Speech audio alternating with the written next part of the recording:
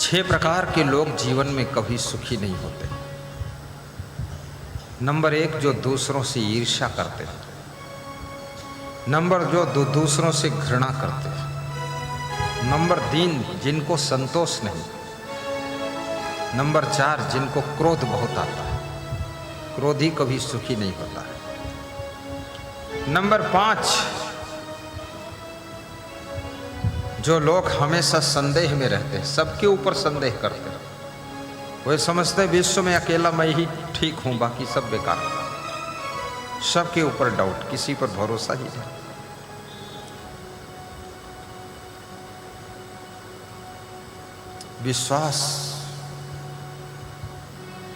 विश्वास करने योग्य जो लोग हैं उनके ऊपर विश्वास जरूर करना चाहिए,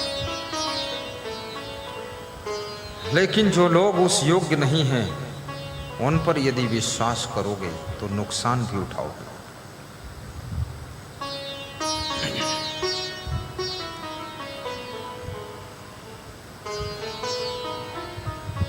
छठे वे लोग सदैव दुखी रहते हैं जो स्वयं काम नहीं करते हैं, दूसरों के कमाए हुए धन पर जीना चाहते हैं। स्वयं आलसी बहुत है, आलसी हमेशा दुखी रहता है। इसलिए कर्मयोगी बनो। क्रोध छोड़कर सहनशील बनो, लालच छोड़कर संतोषी भी बनो, और ईर्ष्या को त्याग करके दूसरों को आगे बढ़ता हुआ देख करके मन में खुशी मनाओ कि मेरा नहीं विकास हो रहा लेकिन मेरे देश का तो विकास हो ही रहा है। ये सोचकर खुश रहो और विकास करने वालों के प्रति सद्भावना रखो कि कम से कम मैं फैक्ट्री नहीं लगा पाया तो किसी ने तो धीरू अंबानी बन करके रिलायंस का सिस्टम रखा है जिसमें करोड़ों लोग काम कर रहे हैं। दूसरों से घृणा मत करो, प्रेम करो,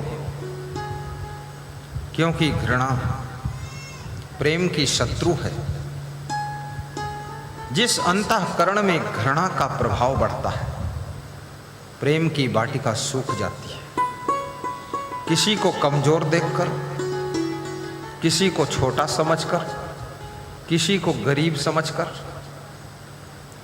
और किसी को कम बुद्धि का समझकर घृणा मत कीजिए, प्रेम कीजिए। हो सकता है कमजोर रूप धारण करके कोई भगवत सत्ता आई हो सकता है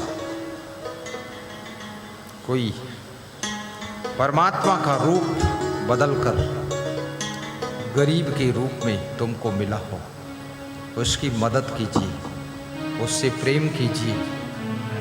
क्योंकि विचारकों ने कहा है परमात्मा स्वयं किसी की मदद करने के लिए नहीं आता है, बल्कि परमात्मा किसी को परमात्मा का कार्य करने के लिए भेजता है कि इस कार्य को तुम करो जा करके।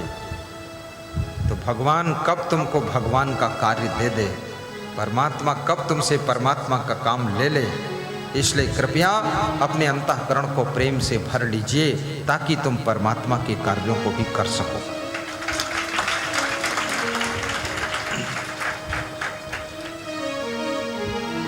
एक गांव नदी के किनारे था। नदी में बाढ़ आ गई और नदी किनारे मंदिर भी था। तो मंदिर की चौखट तक पानी आ गया। तो एक अपरिचित आदमी आया और मंदिर के पुजारी से बोला कि पुजारी अब यहां से चलो,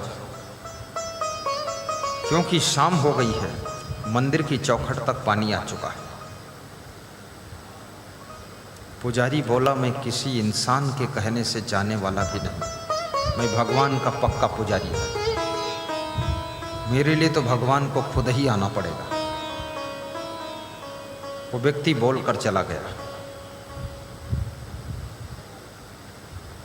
रात भर में आधा मंदिर डूब गया। पुजारी मंदिर के ऊपर चढ़ के बैठ गया। एक मल्लाह नाव लेकर के आया, बोला पुजारी आइए नाव पर बैठिए, जान बचाइए, मेरे साथ चलिए। पुजारी बोला मैं अभी नहीं जाऊंगा, भगवान जब आएगा तभी जाऊंगा। धीरे धीरे दोपहर तक पानी मंदिर के ऊपर चढ़ने लगा, तो मंदिर की चोटी पर चढ़कर वो बैठ गया। शाम को पुनः दूसरी नाव आती है। नाव का मल्लाह कहता है आइए आखिरी नाव है, अब दोबारा नहीं आएगी, बैठ लो, तुम्हारे गले तक पानी आ चुका है। बोला मैंने बता दिया ना, भगवान खुद आएगा तभी मैं जाऊंगा। वो नाव भी वापस चली गई। जब उसकी नाक मुंह डूबने लगा, चिल्लाया भगवान तू नहीं है, क्या है, तेरी इतनी पूजा किया। तो आकाशवाणी हुई मैं तो हूँ, लेकिन तेरे को होश नहीं है। जब पहली बार मैं आया था चौखट पर पानी था, तो मैं ही भगवान का रूप बदल कर आया था, तेरे से कहा था कि तू यहाँ से चल, तू नहीं गया, जिद्दी है तू। दोबारा फिर मैं आया था नाव लेकर, तब भी तू नहीं गया। तीसरी बार बताया था कि आखिरी बार आया हूँ, तू नहीं गया। भगवान भगवान के रूप में नहीं मिलता है, भगवान अपने कार्य किसी इंसान से कराता है, इंसान ही भगवान का रूप लेकर आता है। जय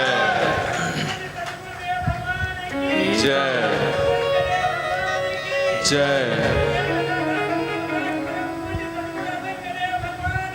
जय जय जय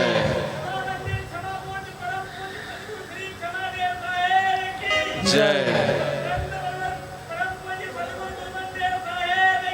जय जय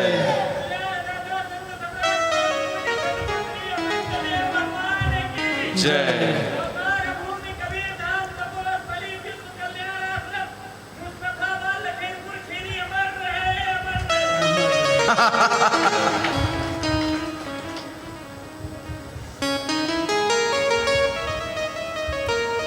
गुरुदेव तुम्हारी जय जय हो, भगवान तुम्हारी जय जय हो, गुरुदेव तुम्हारी जय जय हो, भगवान तुम्हारी जय जय हो।